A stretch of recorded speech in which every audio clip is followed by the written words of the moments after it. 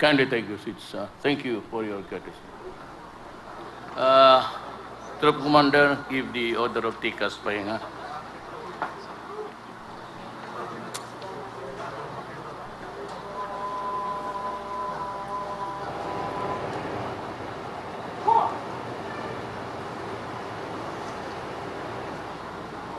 Cause. I'd like to acknowledge the presence of former President Joseph Igorito Estrada, Sir, Excellencies of the Diplomatic Corps, Executive Secretary Salvador Mediodía, and the other members of the Cabinet, Undersecretary Catalino Coy, Officer in Charge, Department of Interior and Local Government, Police Director General Ronald De La Rosa, AFP Chief of Staff General Eduardo Año, and the Major Service Commanders, our outstanding PNP awardees for 2017, I bring with me the warm felicitations of the Filipino people and of the entire country for your service to the country. Mga opisyal at empleyado ng Philippine National Police, mga kasama ko sa gobyerno, mga mahal kong kababayan. As usual, I have only 2 pages of speeches here. I will finish this in about 1 minute and 2 seconds. Is that all right with you, media? Then after that, we go home. Yeah. You know, I might, if I have time, to read the prepared speech. It is short, but it is almost words of dedication and tears for our policemen. But let me rumble on first to a few nagging questions. There had been a lot of police operations in the past that resulted in the killing of, for example, the Albuera mayor who was killed inside the detention cell, and recently Mayor Parahinog of Osamis City. You know, the police and the military, let us be clear on this, are directly under me. And for the police, you are under the local governments, which I direct and supervise and control in the person of your former Police General Catalino Coy. There are many cases of encounters. Some killing my policemen, some others killing my soldiers. To date, I have something like, can I have this?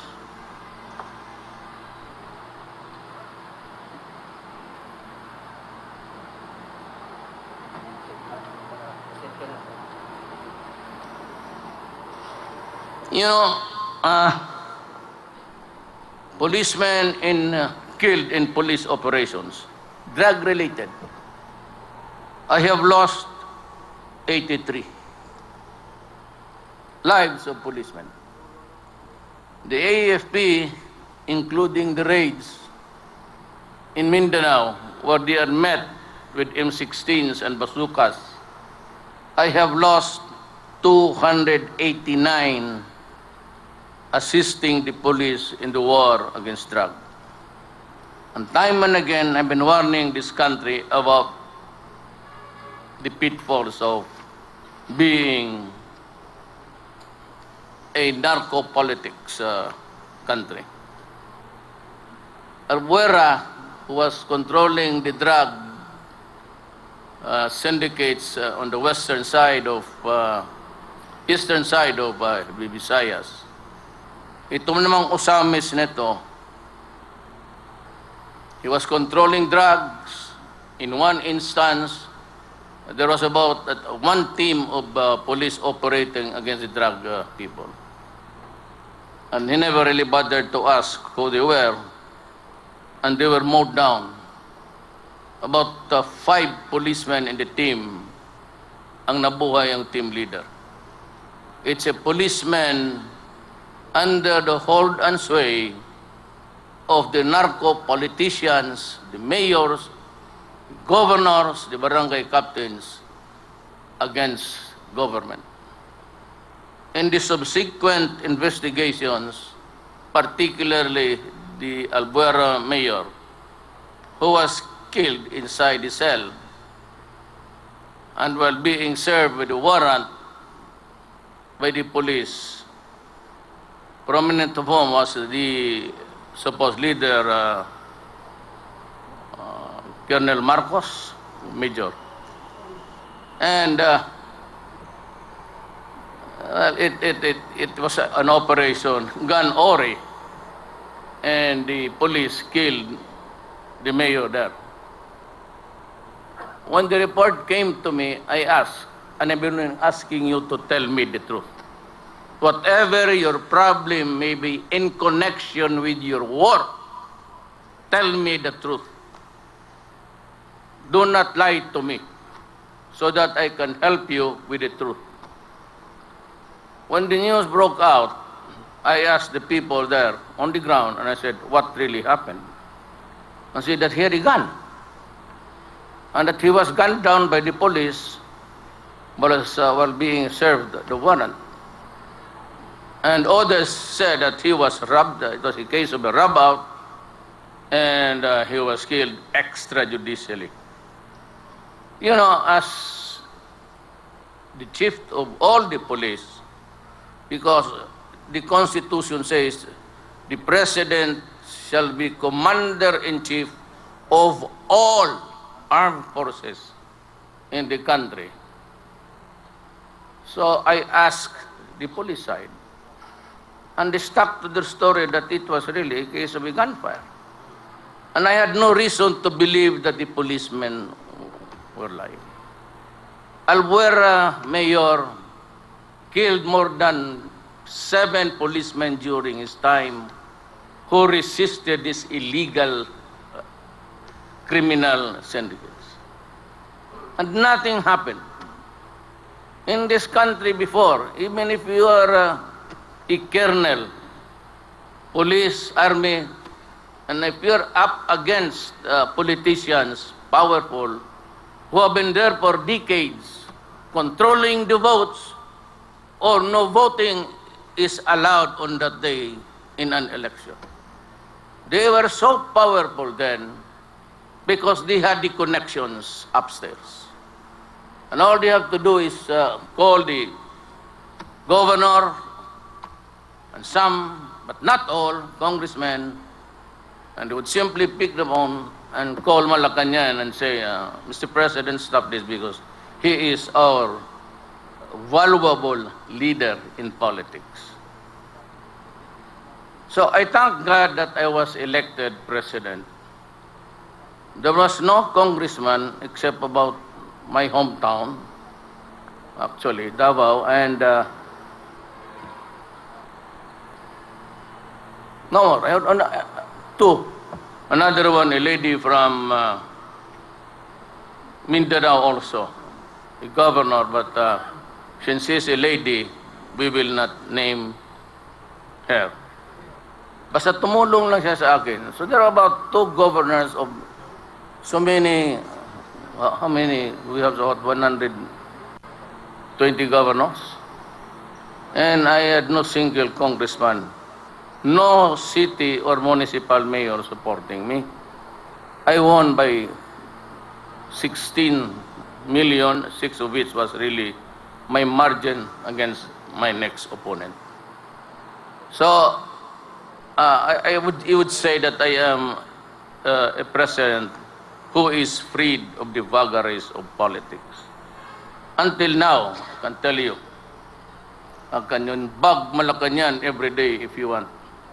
I do not call upon politicians for favors. I do not allow them to ask for favors from me, especially about in the assignment, in the mobility or movement of police, and I do not entertain a special request for special assignments. Hindi ko ginawa yan. It's all professionals. And every time a governor or a politician would attempt to start or initiate a talk about politics, would always say, if you do not want your police chief, you go to General De La Rosa and talk to him. Do not talk to me, because this time it will be a merit system. And I tell you now, marami ito sila. They're still excavating about how many bodies now? 21? Me, when I was mayor, I was charged for killing, not civilians, not political followers, not priests, or killing criminals. But it was always a thing about performance of duty and life preservation.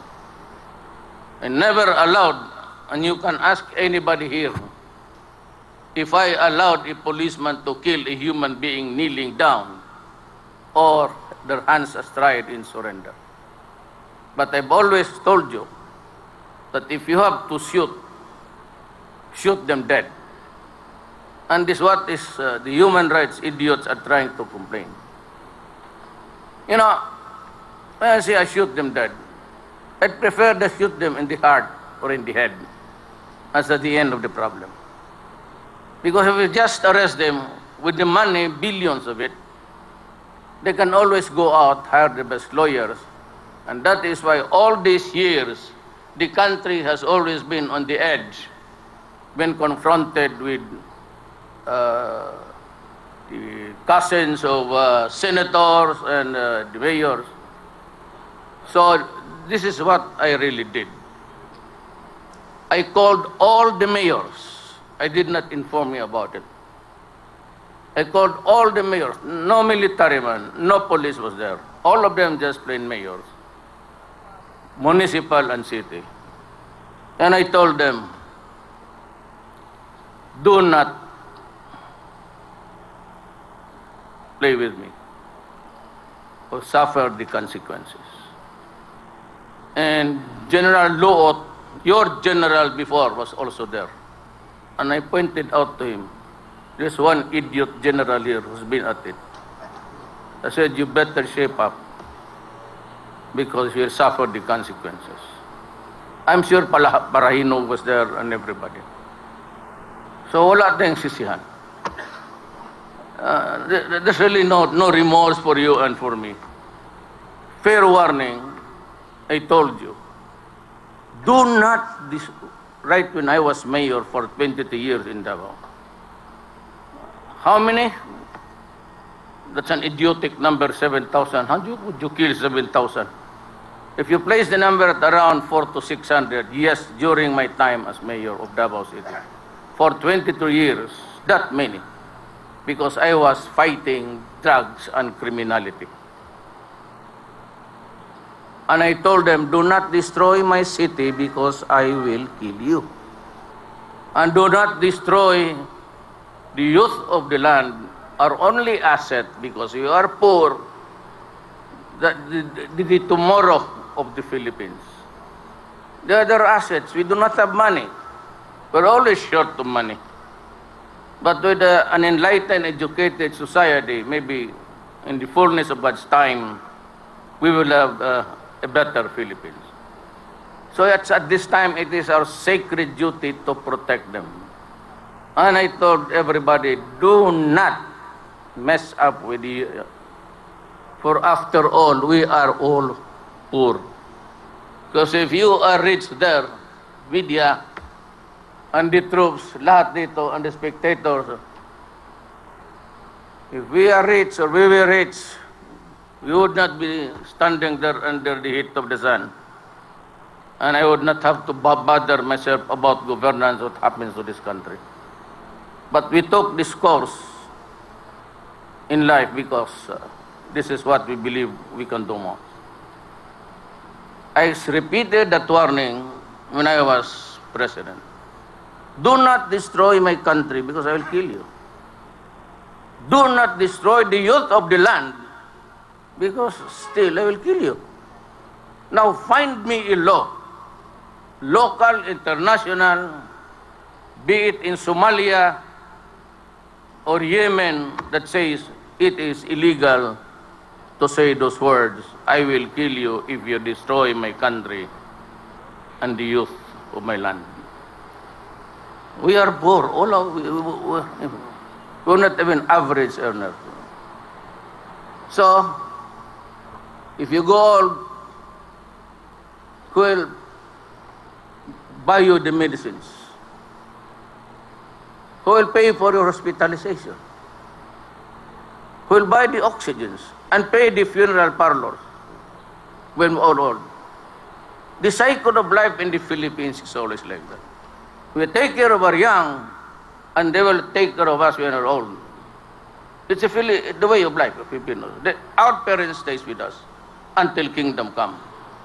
Then in the meantime, tayo yung nagbibili ng lahat. The medicines, and even some of us will mortgage the acquired lands that are all conjugal just to see that our parents live. When you do away with the second generation, anong maiwan sa atin? What do you want me to do? Rat in the sidewalk streets? So that has been a fair warning to everybody. And I tell you now, do your duty, and I will protect you. Do not abuse, do not commit crime, not the extrajudicial killing pictured by the human rights, just leave them alone. You know, people judge best when they condemn.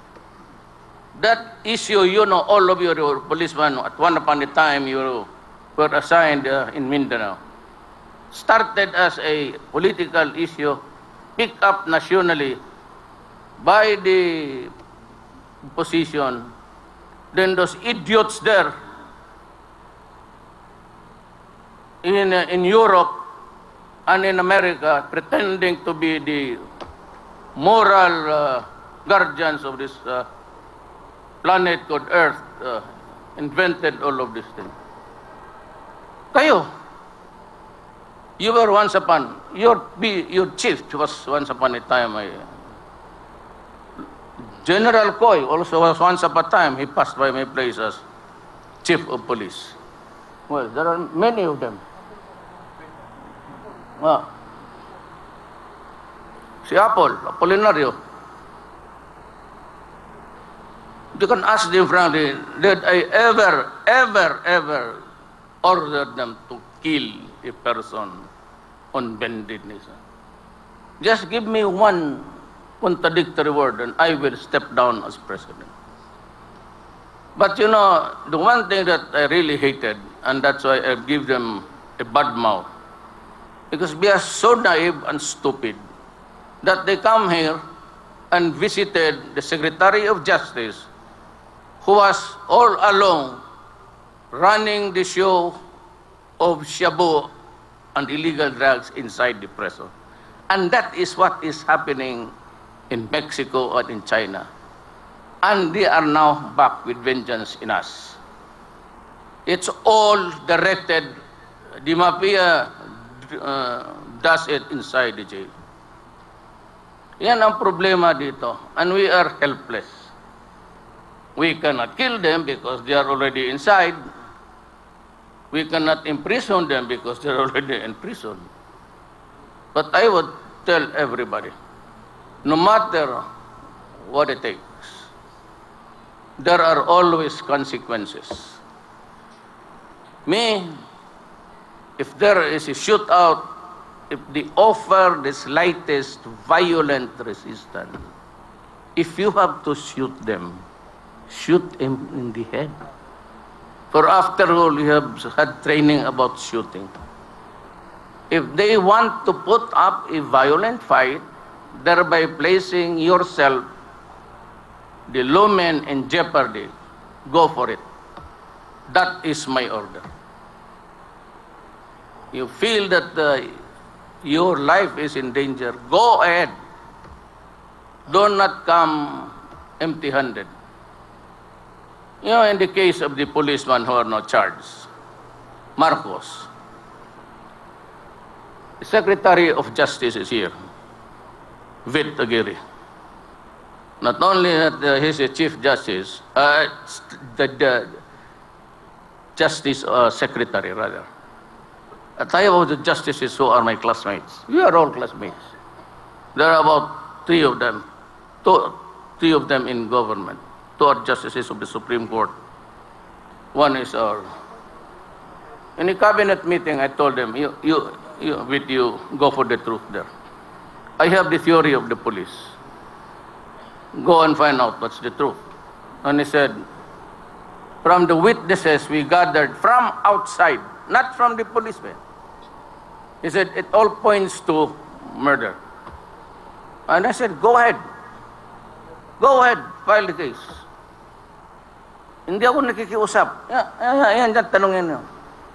I never influenced my Secretary of Justice in saying, you better file a lesser charge. Go ahead, file. Let the courts hear it. Then if they are convicted, it's my turn now. There is a trial, convicted, sentenced, and this is the last step. And there is the president. And if after the trial, if I still find out with all the cross-examinations and all the things, if they are really innocent, I will pardon them. Immediately after the reading of the promulgation of judgment, either for conviction or sabihin ko sa judge, you free him because I just pardoned. Why? Because I believe in his story. Why? Because he is my subordinate. You are all my subordinates, and you're supposed to follow instructions. If I think that your behavior was misinterpreted, or because of politics, or simply they just don't want you, or human talk, especially Parahinog, all those policemen assigned there all these years, some of them who went against his illegal activities were a lot of policemen murdered by Mayor Parahinog, including the killers of those policemen with him. I will be visiting Osamis. I will not tell you when, but I will warn the policemen there. Yung kasama ni Parahinog and his cahoots are members of the PNP and who are responsible for the death of the 6 soldiers before. You will have your comeuppance. I will see to it that you too will get a fair share of. And there is the Secretary of Justice, and you can ask him. That's about the only time that we talk about the case of Marcos. He said it points out to murder, oh, fine.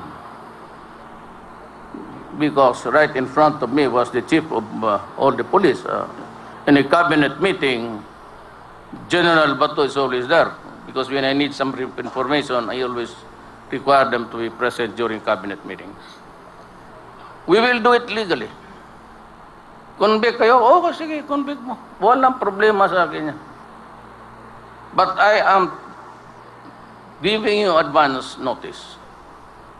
The Constitution says the President can pardon a criminal either conditional or absolute, or grant amnesty with the concurrence of Congress, period. It does not even say he can pardon everybody except to himself. It does not say that. So when I sign a pardon for you all, my name will be included in the letters D, Duterte. Ganon lang yan. I will not preside if I get to live for 5 years over this country with a drug disgrace population. I am not about to go on experiment like Colombia and Mexico. All the criminals here, if you insist on a drug war, I will kill you all. I will kill you. That is my warning. Do not destroy my country. We are poor. And as a matter of fact, we are trying not to offend countries because they might suspend their aid and something. That's why I was very frank with Sabo ambassadors. There will never be a time that I'll go to your countries. Because you refuse to understand our problem, I do not think you'll be able to understand anymore. You are so engrossed in the lives of criminals, forgetting the narco politics which could bring this country down. Oh, tethering edge. The lives of those idiots, then if we kill them 100 a day, will not bring this country down to the dogs. But if you allow politics to enter into the mainstream of the Filipino life, then we are in danger. So, for my take, do not do it during my time. Kayong mga drogista, you will live a little bit longer. You just wait. But never, never. I have shown it, and I will do it, and do it again and again, until I shall have wiped out you from the face of the earth. Yan lang ang tandaan ninyo. So all those, the police chief of who supervised the killing of Parahinog, and Marcos, who is being prosecuted now, they will have my protection. Not to obstruct justice. I will allow justice to run. But there is a time where the president will have a part of it. And that is where I can assure you, you will have the justice that we all want. Remember that. But do not go into the contraband itself. Like the policemen who are now shortlisted in the killing of so many civilians buried in a cemetery there at the back of the barangay hall. Each of those policemen carry on their head now, I am announcing, 2 million per head. And you are free to go and live.